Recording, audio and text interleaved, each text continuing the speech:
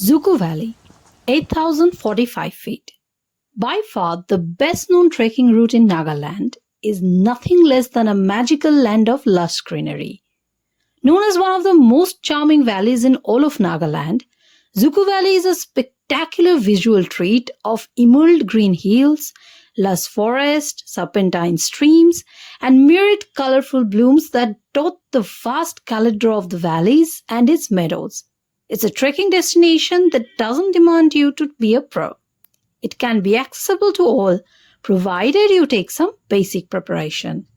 The trek itself gives you ample scope to explore the region, its culture, heritage, and its own ethnicity. So in a way, Dzukou Valley Trek offers a chance of having a trip in disguise, which starts from Dimapur station, where our car was waiting for us. Dimapur is the only city in Nagaland that has rail and air connectivity to other cities in the country. Private or shared cabs and buses are easily available from Dimapur to Kohima. Kohima is the base to begin the Dzukou Valley Trek. We are out now to cover a 90-kilometer distance in our private car, and the destination for the day is Khonoma village.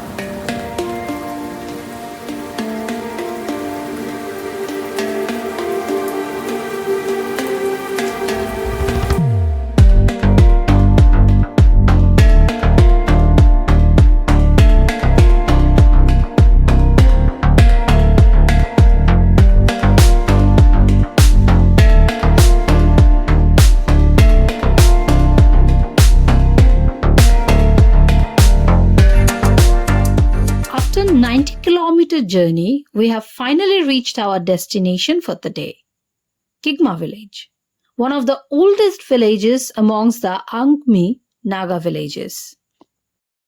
It's located 15 kilometers south of Kohima, which is the capital of Nagaland. In the village of Khonoma, which literally means people who inherit or occupied the houses, Terra Nova has arranged a cozy, comfortable lodging for us. A beautiful homestay with a perfect ambience.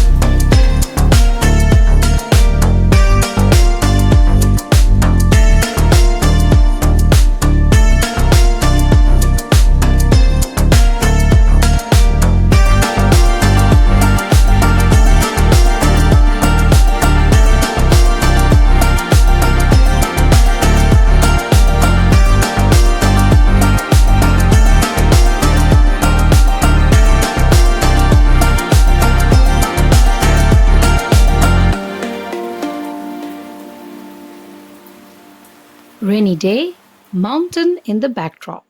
Maggie and muffin in plate, warm tea served. Perfect breakfast to energize the body and mood in a perfect setting. It's still raining, but that's not enough to spoil our exploration.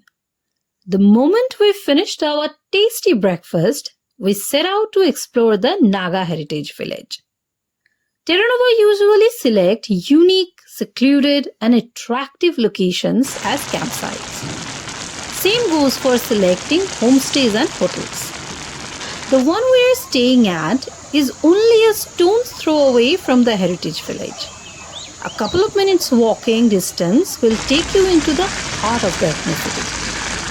Khonoma Heritage Village or Naga Heritage Village is a heritage village located on the slopes of hill between Khonoma and Svetsma villages in the Kohima district of Nagaland.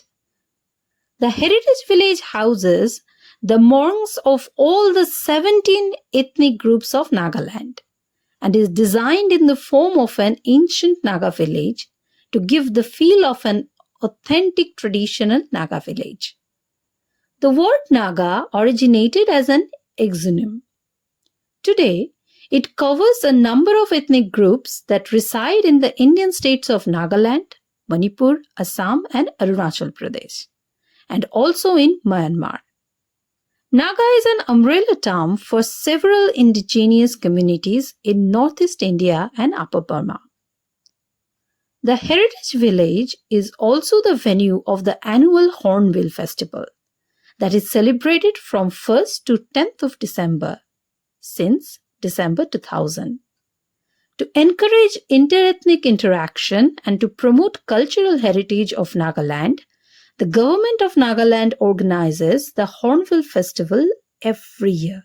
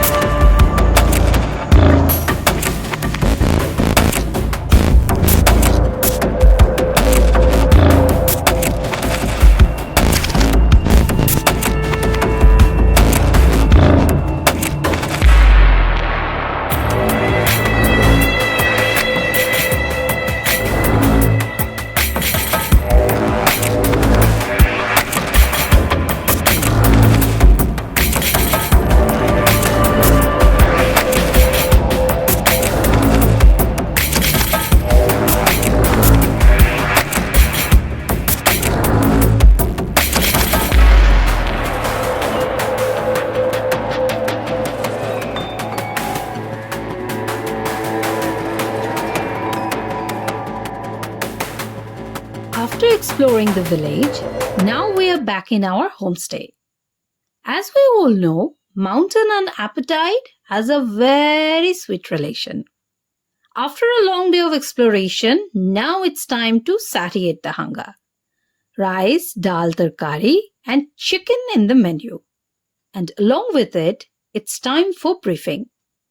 As the trek will commence tomorrow, what to expect on the trail and how to negotiate it, that's the motto of the discussion now.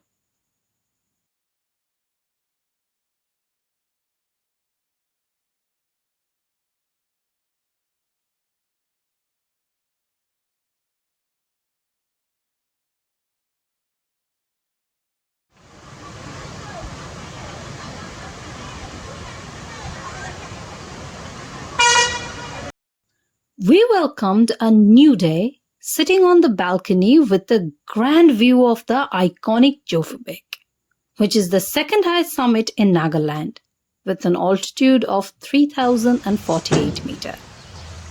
The trek starts today, so the preparation has already begun. But before the trek begins, the 15-kilometer car ride up to Visma checkpost is yet another adventure. Initially, you have to follow the NH39 from Kohima to the checkpost. But the journey as it progresses becomes rough, as the road turns uneven and spread through forests of bamboo and deodar.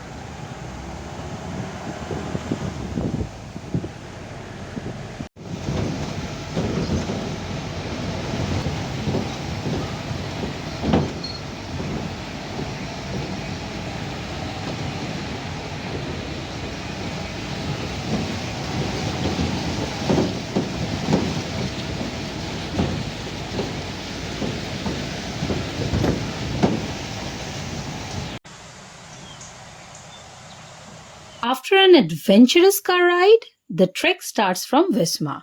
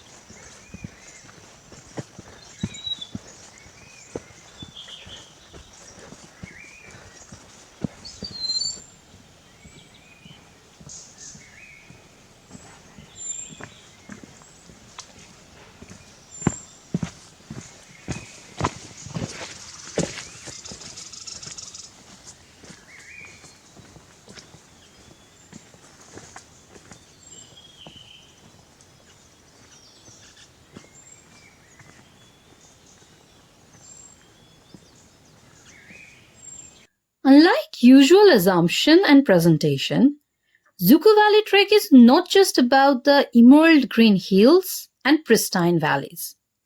There's something more to it. Here in this video, we have got for you a side of the Dzukou Valley trek that usually people don't speak of. Where the road ends, the trail climbs steeply towards the left, spar along a stream, for 1 kilometer. But it's a kilometer you should not underestimate. The trail eventually meets a resting shade, also known as the Crying Child Valley. As we continue hiking along the left of the stream through the thick forest, the complete uphill trail becomes so steep that at places you need to get down on all fours. So to get more sneak peeks and detailed information about famous and not so common trekking destinations, don't forget to subscribe to our channel and hit the like button and stay tuned. So far in the entire trail, rain has been our constant companion. Sometimes it's a drizzle in between heavy shower. Moreover, it's getting white out frequently due to the clouds' moody movements. At point, it feels like you're chasing clouds through emerald greenery.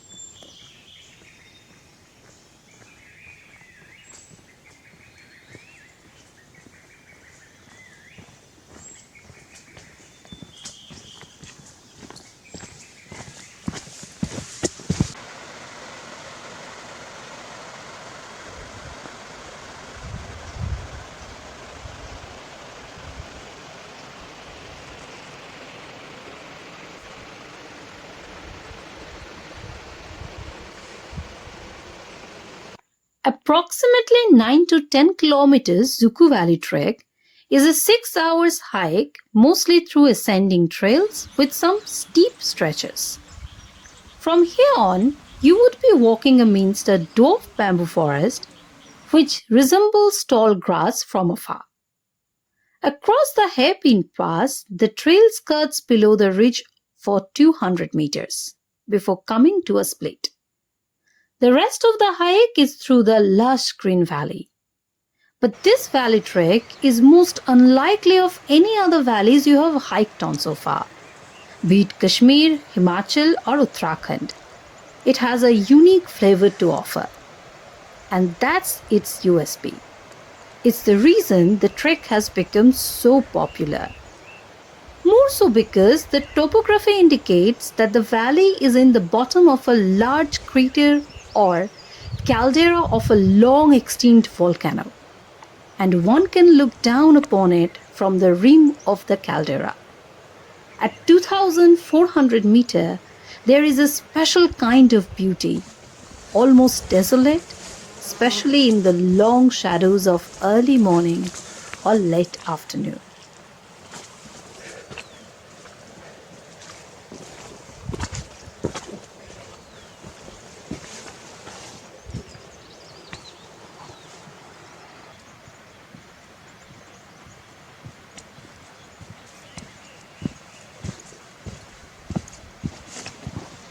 This valley remained hidden from travelers for long, though some local travelers from the northeast India used to visit. But in recent times, with the growing popularity of Hornbill Festival, more and more tourists are visiting the valley every year. For travelers visiting the Hornbill Festival, adding 2 more days for the Dzukou Valley trek is another exciting proposition. The festival celebrates everything that is great about Naga culture, its traditional food, dance, sports, craft, etc. Sitting in the foothills of eastern Himalayas in the state of Nagaland, Dzukou Valley is the crown jewel of northeast India, which is believed to have gotten its name from its namesake river, which means cold waters. This offbeat trek, set in the lap of nature among pristine and jaw-dropping landscapes, can be done all through the year. But the monsoon and the winter, particularly during the Hornbill Festival, attracts maximum number of trekkers. Terra Nova is also conducting the trek on September and December during the festival. Though here we are in the monsoon, tackling the rain and the mud on our way, this particular season has an extraordinary beauty to offer. During the rainy season, the entire valley is carpeted with flowers, lending in a very special charm. Finally, we have reached the culminating point of the trek, the Dzukou Trekker's Hut. After a successful completion of the trek, relishing the grand green view of the valley, we are finally now concentrating on our packed lunch. Coming back to the hut, this is just a hut with a vast concrete floor and a few wooden platforms that serve as bed. You have the option of sleeping in a dormitory or take a private room with beds. There's a separate tent pitching setup present as well. There is no advance booking procedure and only spot booking is the possibility. You can also rent mattress, blankets separately, but they are not in well condition. So having personal setup could be more beneficial, given the temperature gets pretty cold in here.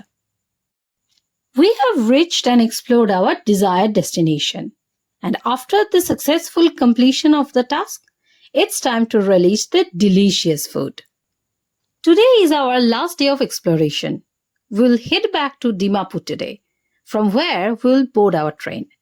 But the journey to Dimapur will be more of sightseeing than a mere way back to home. And the first stoppage was the Cathedral of Kohima, or the Mary Help of Christian Church. The church ground provides a beautiful view of Nagaland's capital, Kohima. The cathedral was conceptualized by the first bishop of Kohima, and the construction of which commenced in 1986, and the church was consecrated in January 1991. The cathedral was used as the venue for reconciliation meeting between the Japanese and British veterans who fought each other in the Battle of Kohima during the Second World War. The church is noted for its architecture, which incorporates many elements of traditional Naga houses, including its facade which resembles that of a Naga house. The architecture of the cathedral blends into the hill on which it is situated. The 16 feet high curved wood crucifix is one of the Asia's largest cross.